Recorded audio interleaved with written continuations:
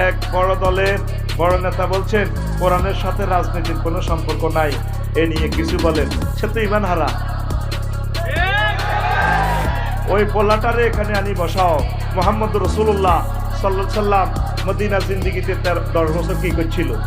মুহাম্মদ সাল্লাল্লাহু আলাইহি সাল্লাম সংসদ চালাইছেনি, সিভিল কোর্ট ক্রিমিনাল কোর্ট চালাইছেনি, সোনাগাজী উপজেলা প্রশাসন চালাইছেনি, ডাক বিভাগ, অর্থ বিভাগ, কৃষি মন্ত্রণালয়, সমাজ কল্যাণ মন্ত্রণালয়, জনপ্রশাসন মন্ত্রণালয় চালাইছেনি।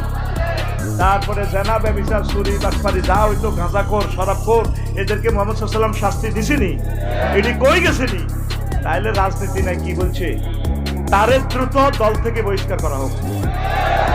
সে জাতির কাছে ক্ষমা চাইতে হবে, সে নাস্তিকের কাতারে চলে গেছে। পুরো ইসলামটাই রাজনীতি বেটা, নতুবা সমগ্র কোরআন বাতিল হয়ে যায়। জেনার দণ্ডবিধি, সকল কিছু দণ্ডবিধিটা, ফৌজদারি court, criminal court, civil court, ইসলামী সকল বিধান, ইসলামের আইনগুলোকে সারা ওয়ার্ল্ড ফলো করে।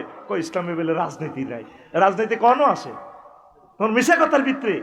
16 বছরে তুমি আমাদের প্রিয় নেত্রীকে বাহার করতে আর না, শুয়ে শুয়ে কথা কইছো, তলে তলে মাফিয়ার লগে আতা ছিল তোমার।